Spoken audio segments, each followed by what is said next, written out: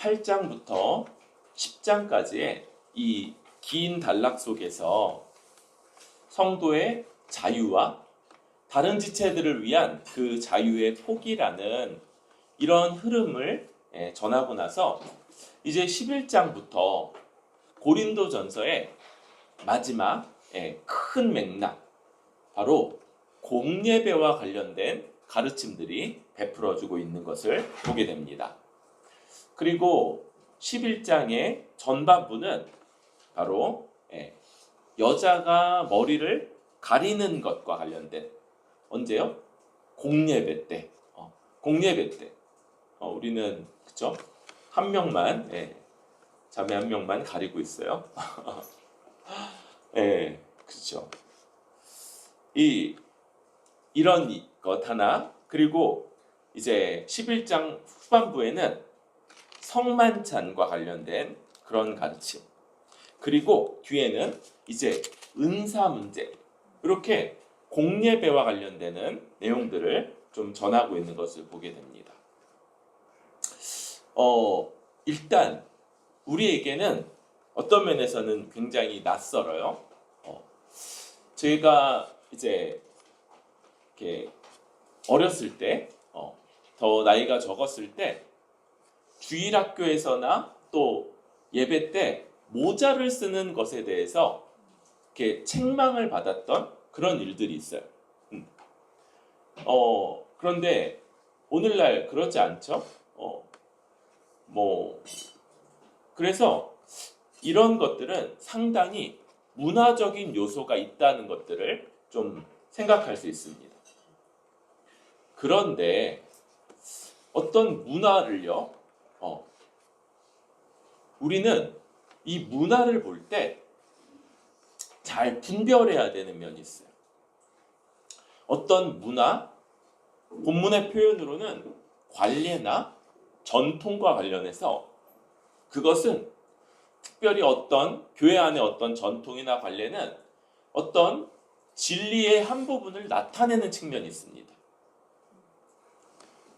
그리고 반대로 그것이 시간이 지나면서 그러한 것들이 성경에서 명한 바가 아닐 때는 그 진리의 또 다른 면을 가리게 되는 측면이 있어요. 그래서 이런 사고 가운데 어떤 문화들을 바꾸고 조정할 때 그때 고민이 많이 필요합니다. 그러한 전통, 그러한 관례가 표현하고자 했던 바는 무엇인가? 그리고 지금 가리는 것은 무엇인가? 이런 것들이에요.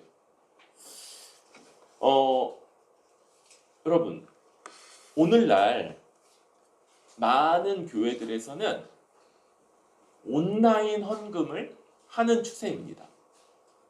그죠? 카드를 쓰고 계좌이체를 하지 현금을 다루는 일이 거의 없어요. 저도 예배를 위해서 헌금을 위해서만 거의 헌금을 뽑고 준비를 하지 그 외에 현금 쓰는 일이 거의 없습니다. 그러니까 예배에 온라인으로 그냥 계좌이체라든지 다른 방식으로 헌금을 하도록 하고, 이런 전통적인 방식으로 현금을 뽑아와서 그걸 봉투에 넣어서 주 앞에 올리는 이런 방식을 바꾸면 어떠냐, 이런 이야기들이 많이 나와요. 특별히 우리같이 비교적 젊은 교회들은 이런 게 훨씬 더, 그런 흐름이 훨씬 더 강하고, 어쩌면 대부분의 교회는 그런 흐름을 가지고 있을지도 모르겠다는 생각이 듭니다. 그런데 핸드폰으로, 그리고 그 계좌이체 방식으로 이렇게 눌러서 헌금을 하는 것이, 현금을 준비하고, 우리 과거에는 그런 것들도 많이 있었죠. 이렇게 빳빳한 돈을 오늘날에는 이제 비교적 쉽게 구할 수 있는데, 그러기 어려웠던 옛날에는 우리 어르신들은 이렇게 그 다림질을 했어요. 현금 다림질해서 그렇게 준비를 했던 것도 생각하게 됩니다. 그렇게 준비를 하고 또 봉투에 넣고 그래서 그게 강대상 쪽으로 이것은 하나님 앞에 그것을 온전히 올려드린다라는 것들을 주로 표현하는 방식이에요. 이런 것들이 담기는가? 그럴 때 쉬운 반면에 그것은 그 중요한 내용들 중에 어떤 것들을 다 담지 못한다는 생각이 있어서 이런 것들을 적용하는 걸 제가 좀 꺼리고 있습니다. 온라인으로 헌금하는 것들을 제가 권장하지 않죠. 뭐 부득이할 경우 할 수 있겠지만 그것이 아주 유익하진 않다 이런 판단을 하고 있습니다. 이렇게 문화 속에서 진리의 한 부분을 그것들이 담고 있다는 것들을 생각하면서 우리는 여러 고민들을 가져가야 되는 거예요. 그럴 때 지금 이 예배 중에 여성들이 머리를 가리는 이런 문화가 당시에는 있었고 오늘날에는 없어요. 그런데 당시에 있었던 이 문화에는 그냥 단 한때 있고 사라지는 문화일 뿐 아니라 그것은 어떤 진리를 포함하고 있었던 그런 문화였다라고 말하고 있는 거예요. 오늘날 이 문화는 없어요. 그래서 형제가 머리를 기르는 것도 우리는 부끄럽게 여기지 않죠. 그런데 괜찮아요. 할 수 있어요. 또 자매가 머리를 짧게 깎는 것도 괜찮습니다. 그런데 그 가운데 담겨 있던 어떤 진리는 지금도 유지되고 고백돼야 되는 면이 있어요. 그리고 이 부분은 오늘날 아주 강하게 대적되고 혹은 도전받고 있는 그런 가르침이기도 하다라는 것입니다. 그래서 오늘 설교가 여러분 약간 되게 폭넓은 것들을 다루게 될 것 같다 이런 생각이 있어요. 먼저 2절에 보니까 사도 바울이 고린도 교회를 칭찬합니다. 여러분 지금까지 고린도 교회가 계속 혼나왔는데 그 중에 잘하는 것도 있었던 것 같아요. 그 잘하는 게 뭐냐면 모든 일에 약간 과장이죠 이거. 지금까지 다 기억 못하고 제대로 못했다는데 모든 일에 나를 기억하고 또 내가 너희에게 전하여 준 대로 그 전통을 너희가 지킴으로 너희를 칭찬하노라. 사도 바울이 그 고린도 교회에 남긴 어떤 전통, 어떤 형식적인 차원이 있었어요. 그런데 그것이 그가 전한 복음과 그 진리를 표현하는 어떤 내용들이었던 거예요. 그런데 거기에 관해서 그런 전통이 남아있다는 것, 지켜가고 있다는 것을 칭찬하죠. 그런데 3절에 알기를 원한다. 너희가 알기를 원한다. 그러면서 보편적인 원리 하나를 말하는데요. 각 남자의 머리는 그리스도요. 여자의 머리는 남자요. 그리스도의 머리는 하나님이시라. 이렇게 말하는 거예요. 여러분 여기서 머리는 우월하다. 지배한다. 이런 것이기보다 권위를 의미한다고 할 수 있어요. 하나님이 이 질서의 하나님이시며 이 질서라는 차원에는 권위라는 것이 있는 거예요. 여러분 우리는 두 가지를 동시에 고백합니다. 삼위일체 하나님, 아버지, 아들, 영 이렇게 세 분의 하나님이 일체이시다. 완전히 동등하시다. 그 영광, 권능, 그 모든 것이 아주 동등하신 하나님이신 거죠.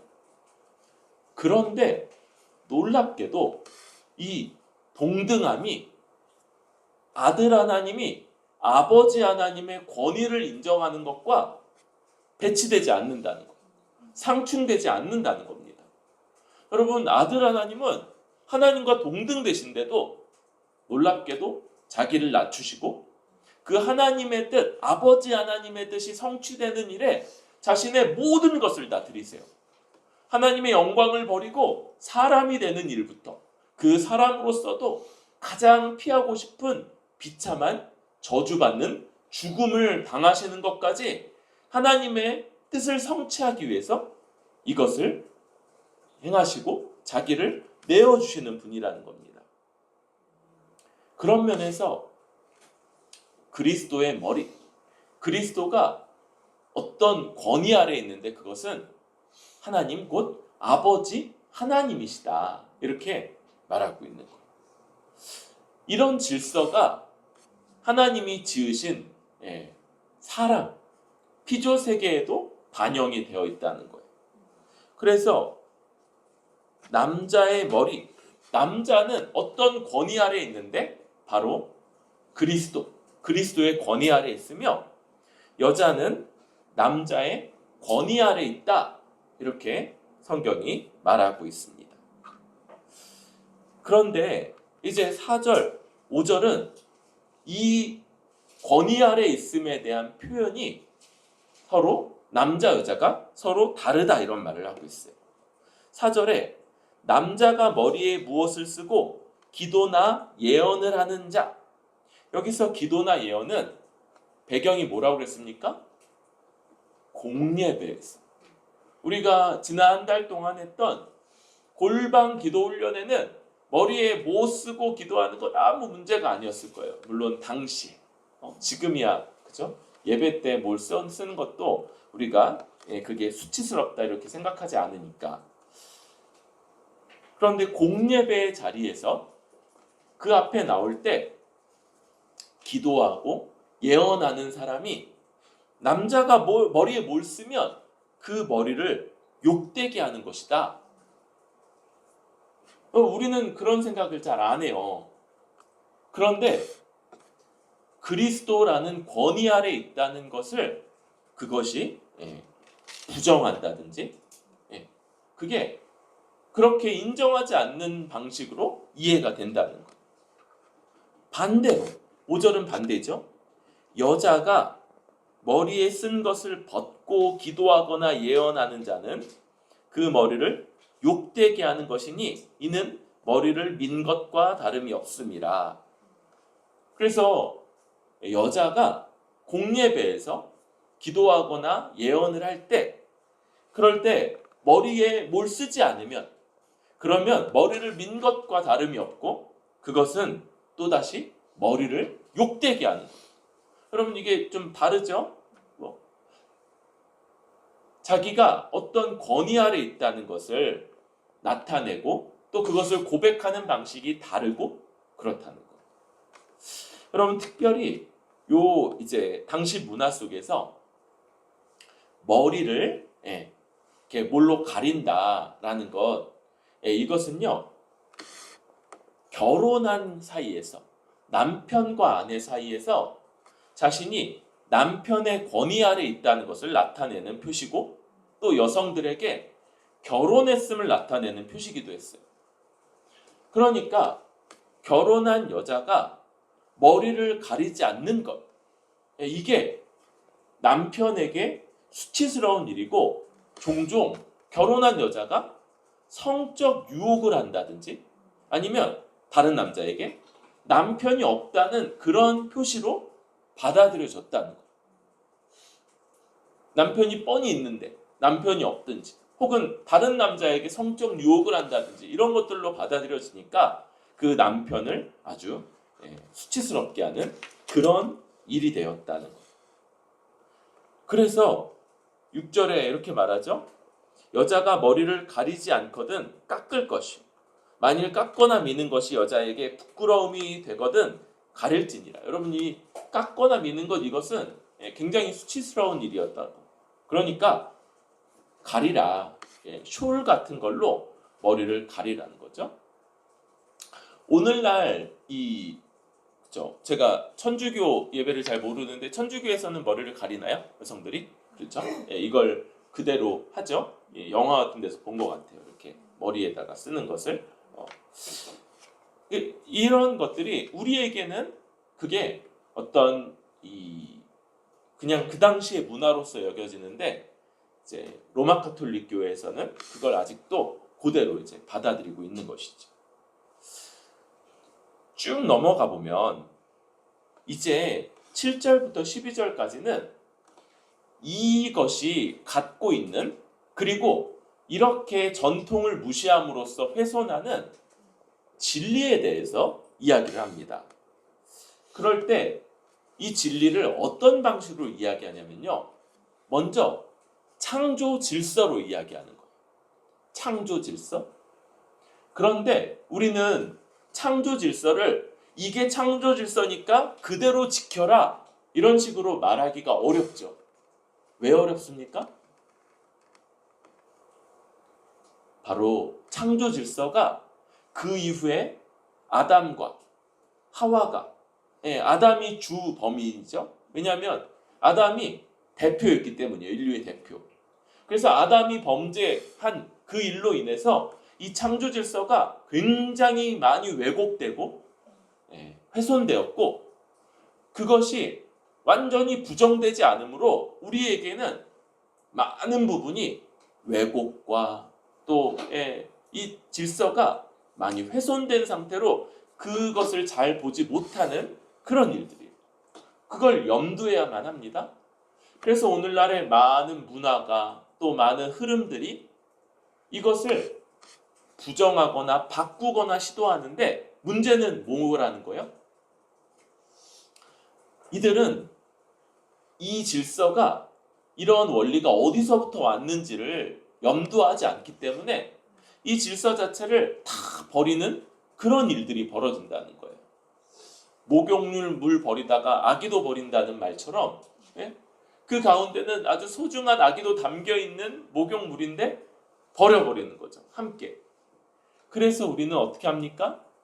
바로 이 왜곡되고 훼손된 그런 창조 질서가 그리스도 안에서 그 구원과 또 회복된 공동체 안에서 어떻게 다시 회복되며 찬란히 빛나야 하는가, 바로 이 지점을 가지고 그냥 아기와 함께 목욕물을 버리는 저 2세대의 흐름이나 이런 것들에 맞서려고 하는 것입니다.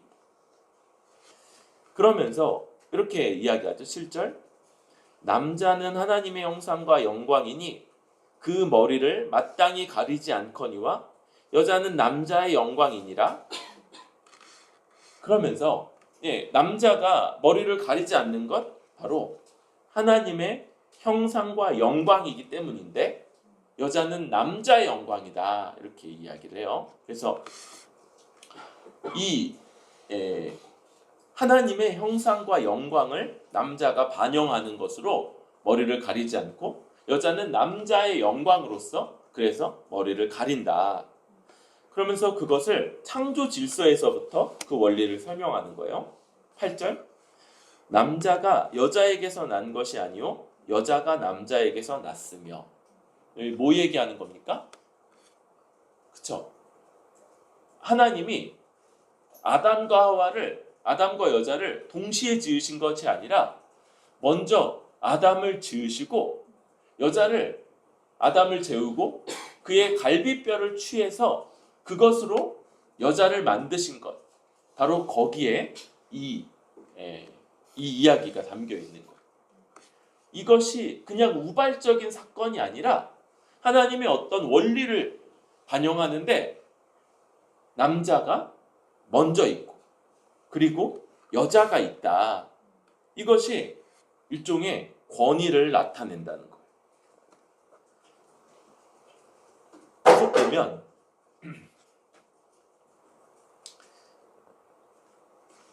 9절. 남자가 여자를 위하여 지음을 받지 아니하고 여자가 남자를 위하여 지음을 받은 것이니. 그래서 여러분 이것이 남자가 여자를 위해 살 필요가 없다는 얘기를 하는 건 아니에요. 그런데 첫 원리에서 어떻게 나타납니까? 하나님이 남자를 지으셨는데 그 혼자 사는 것이 좋지 않았어요. 아담이. 그래서 여자를 만드셨고 아담이 하나님이신 통찰력으로 그 여자를 돕는 배필이구나. 내가 하나님의 뜻을 성취하고 하나님이 주신 복락을 누리도록 하나님이 허락하신 배필이구나. 이렇게 그 여자의 정체성을 부여하는 겁니다.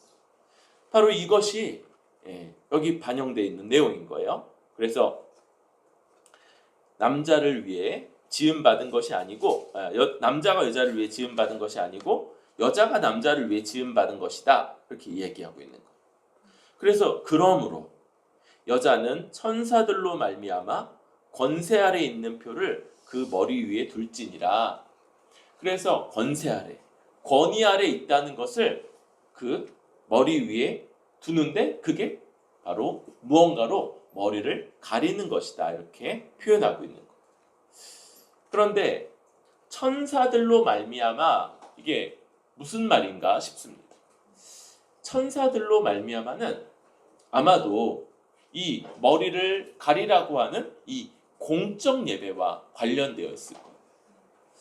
천사들은 그 존재가 하나님께 영광 돌리는 존재들이고 아마도 우리의 예배도 그 천사들이 돕고 그래서 오로지 삼위일체 하나님께 영광이 돌려지도록 그렇게 힘쓰고 있을 거예요.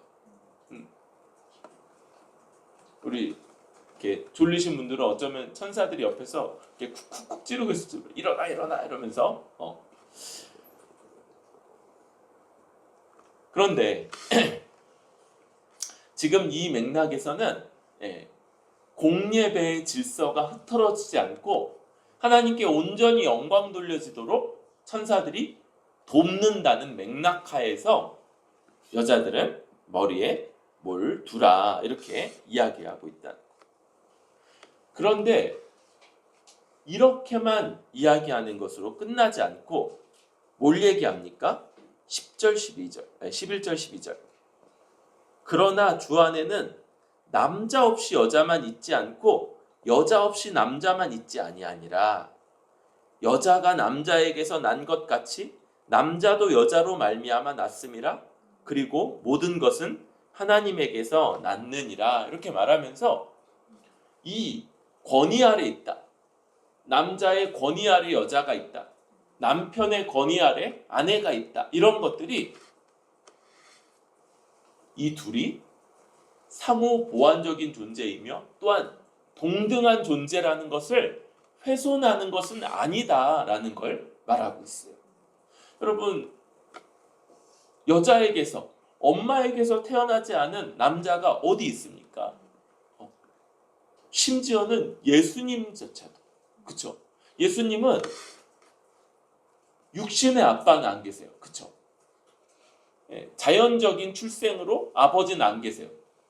물론 아버지 요셉이 계시긴 했죠.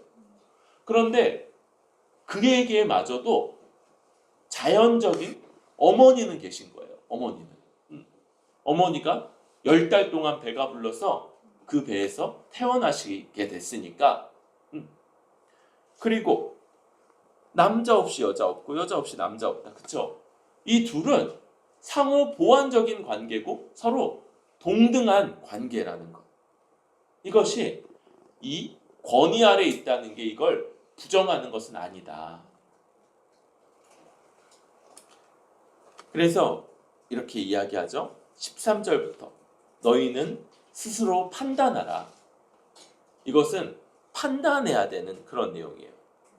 16절 논쟁하려는 생각을 가진 자가 있을지라. 여러분 이 지점에서 놀랍게도 그 당시부터 논쟁하려는 사람들이 있었어요.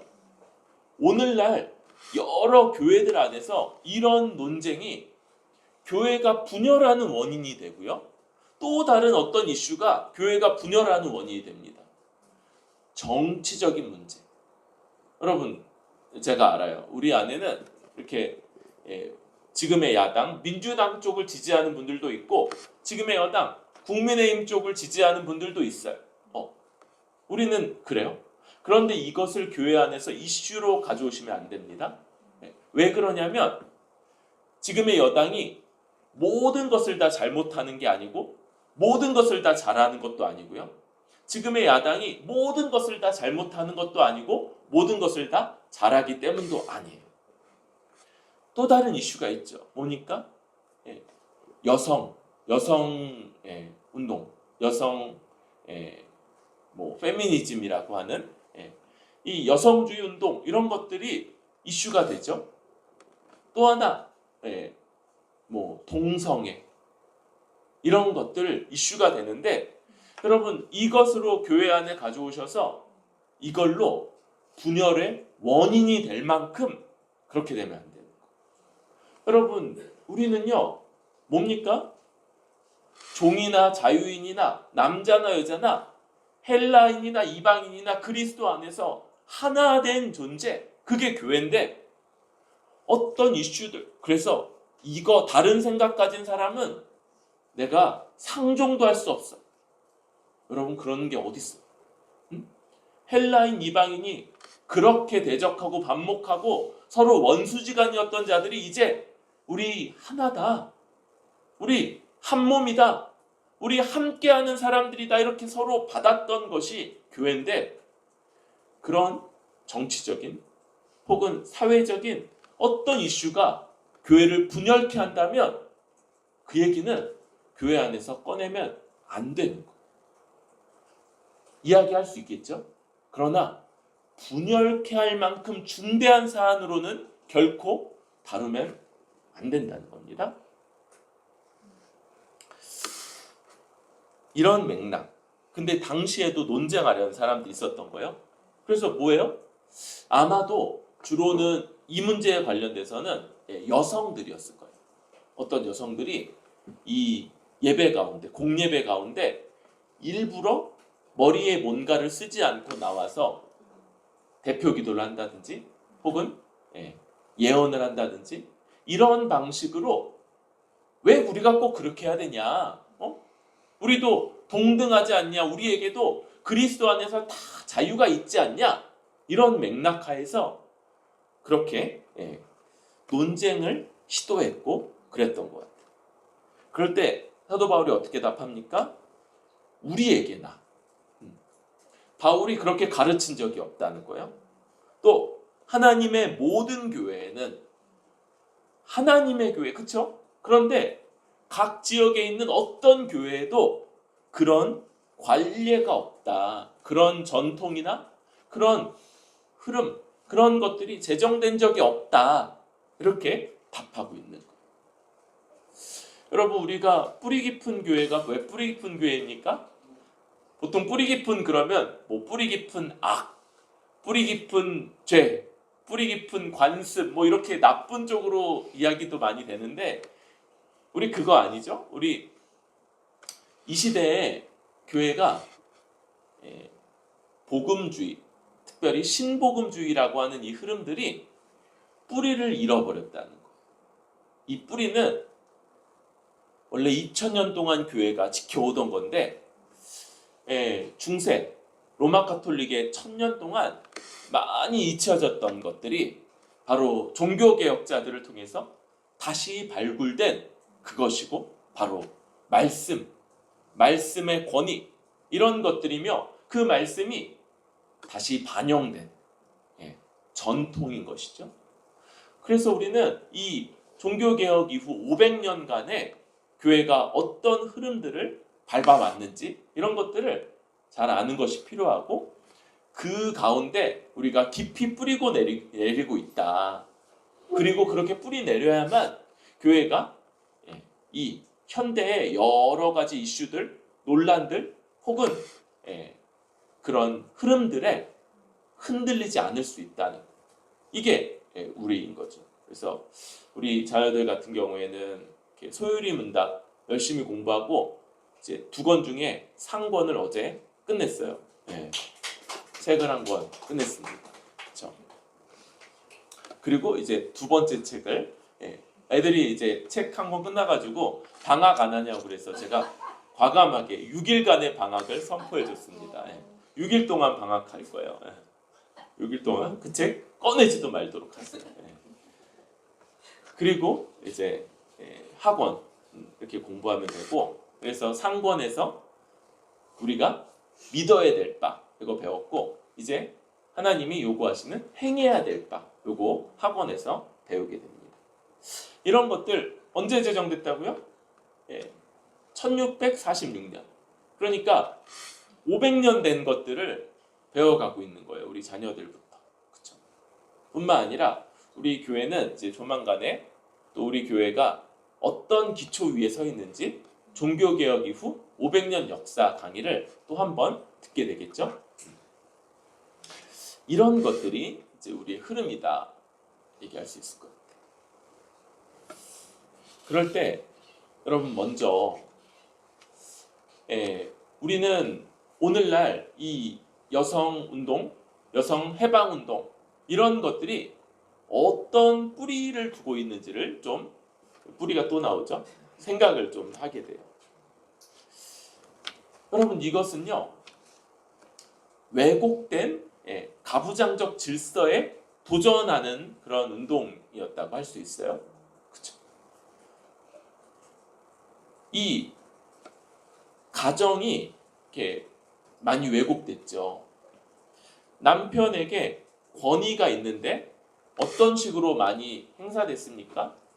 군림하고, 또 종종은 폭력을 행하는 방식, 이런 악한 방식으로 그것들이 행사됐다는 것들을 우리는 알고 있습니다.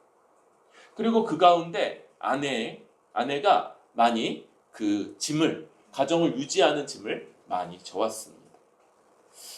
여러분 이것은 아주 전형적인 권세, 이 하나님이 부여하신 권위가 죄로 인해서 왜곡되고 오용됐던 그런 예라고 할 수 있는 것.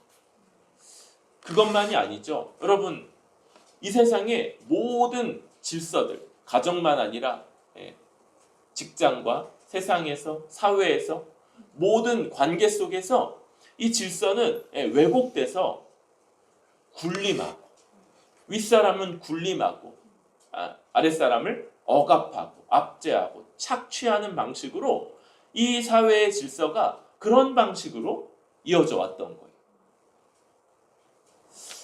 우리 이 인간 사회에 도시화에 관련되는 이런 이해도 있습니다. 여러분 최초의 도시가 누구에 의해서 만들어진지 아세요? 가인이에요. 가인. 그 가인. 누구? 첫 살인자. 자기 동생 아벨을 돌로 때려 죽인 그 가인. 그런데 하나님이 가인에게 벌을 내리시는데요. 너는 땅을 유리하면서 살아라. 가인이 원래 직업이 뭐였어요? 그죠? 농부였죠. 농부. 농부는 필연적으로 한 땅에 매여서 살아야 되는 사람인데 너 유리하면서 사는, 이게 가인의 벌이었어요. 그런데 가인이 두려워합니다. 자기가 그렇게 자기 동생을 때려 죽인 것처럼 누군가 나를 만나는 사람이 나를 죽일 겁니다. 그래서 하나님이 그에게 아니다. 그래서 그에게 약속을 주세요. 약속. 아무도 네 생명을 해하지 않을 거다. 그런 약속을 주시면서 벌을 주시는 거죠. 그런데 가인이 하나님의 약속을 못 믿죠. 그리고 한 곳에 정착해서 성을 만들고, 곧 도시를 만들고 거기서 사람들을 모아서 사는 거예요.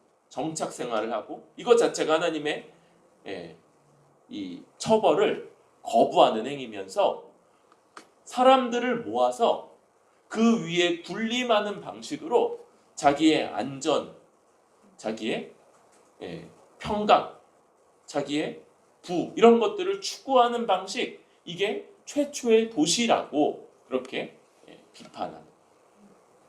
그리고 이 문화가 처음부터 지금까지 유지되어 오고 있는 겁니다. 그래서 사람들은요, 뭐예요? 그리고 나서 어떻게 합니까? 서열화를 하고요.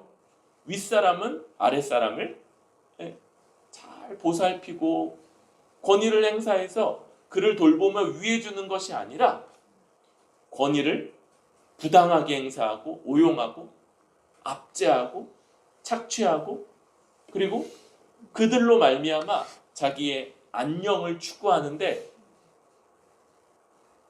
그게 됩니까? 조금만 기회가 있으면 그 밑에 사람은 또 반란을 일으켜요. 그런데 어떻게 합니까? 그리고 나서 똑같은 일이 벌어지는 거예요. 그 사람은 또 다른 자기의 안녕과 자기의 평강과 자기의 부를 이룰 수 있는 또 다른 이 권위 구조, 왜곡된 권위 구조를 쌓는 거예요. 그게 모든 우리의 삶에서, 심지어는 친구 관계에서도, 직장에서, 사회에서 뿐만 아니라 가정에서도 그런 모습이 반영되었던 것, 그게 그런 모습인 것.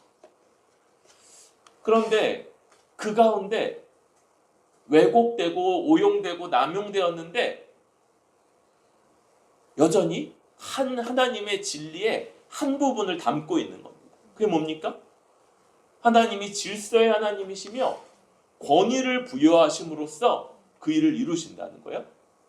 여러분, 이것이 오용되고 악용되는데도 하나님이 국가에 부여하시는 권세를 주고 그것을 선하게 여기시는 거예요.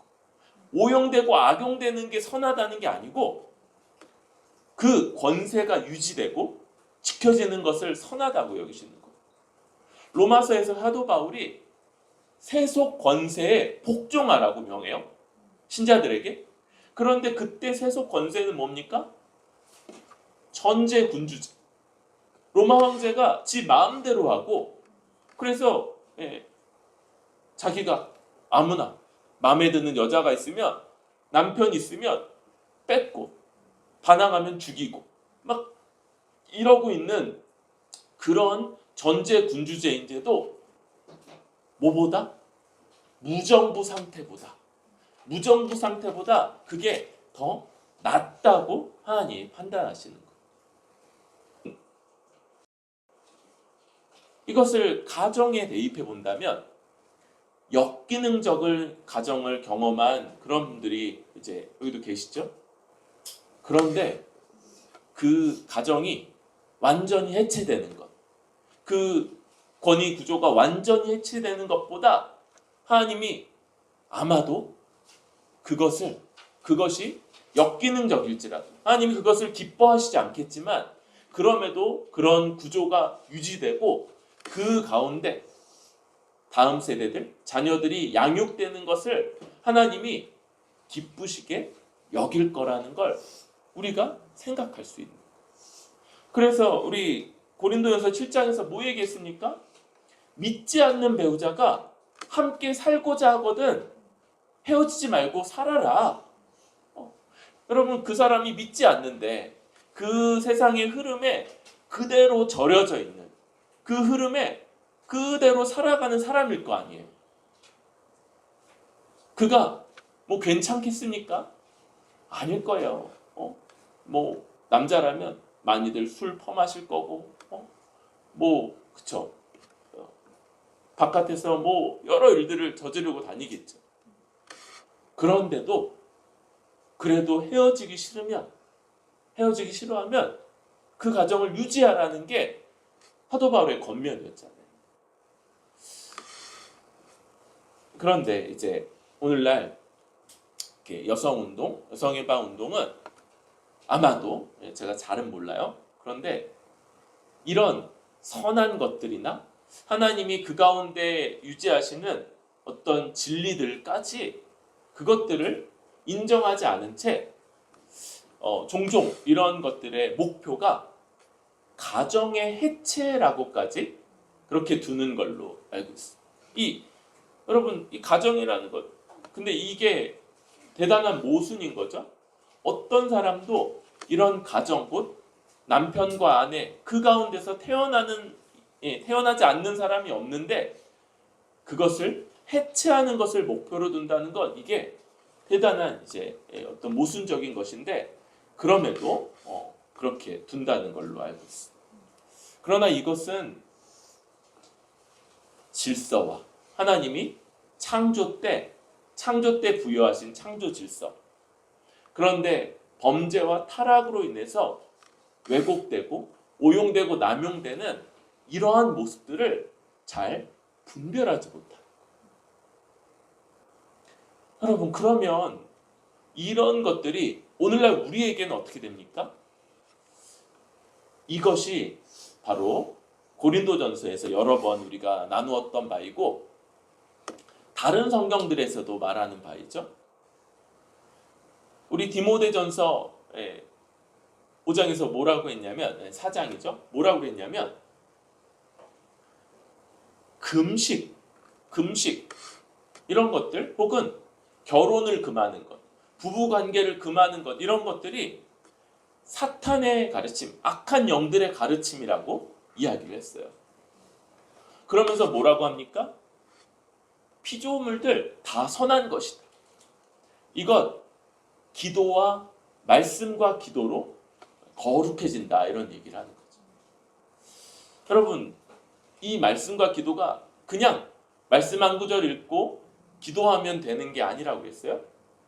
이것은 이 땅의 모든 것들을 다시금 하나님이 선하게 창조하신 이 창조 원리와 아담의 범죄와 그로 인한 타락으로 인해서 왜곡되고 오용되고 남용되는 것들을 대가 치르심으로 다시 회복시키시고 거룩해 하시고 깨끗하게 하신 우리 주 예수 그리스도의 사역, 말씀은 이것을 선포하고 거기에 대한 믿음을 불러일으키는 것이고요.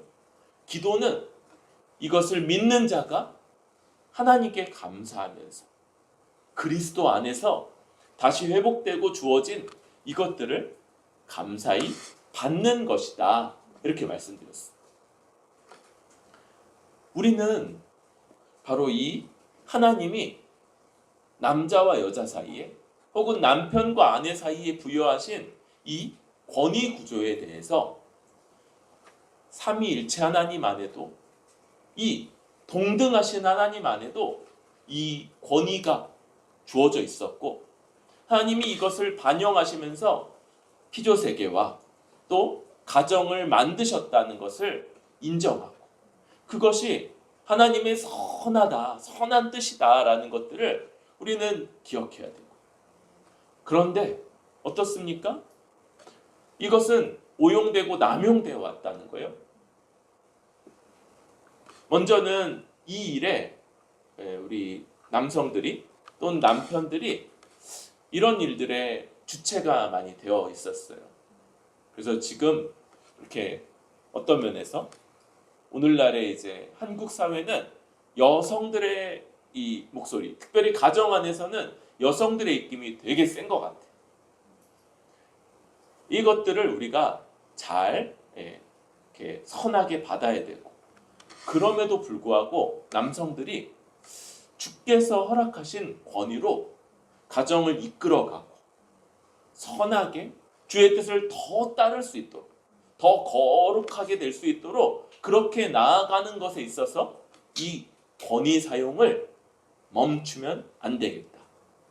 그러나 다른 면에 있어서는 아내가 자기보다 더 연약한 그릇이라는 것들을 알면서 사랑하고 돌보고 섬기는 방식으로 이 하나님의 선한 창조 질서를 그리스도 안에서 회복한 그러한 가정이라.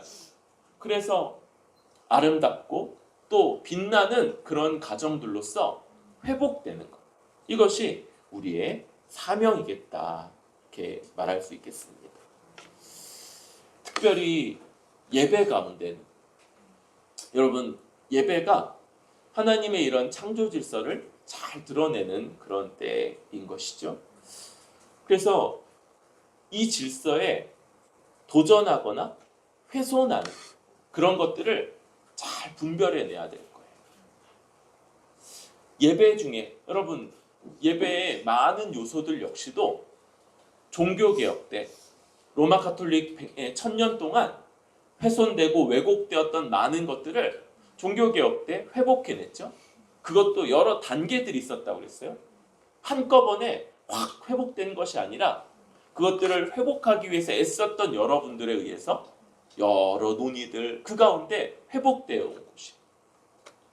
그래서 우리가 이 예배의 순서 하나하나마다 또 예배 때 우리가 어떤 것들을 힘쓰고 어떤 것들을 표현하고자 하는가 이런 것들도 더 배우고 그래서 어떤 요소들을 잘 회복해야 되겠지.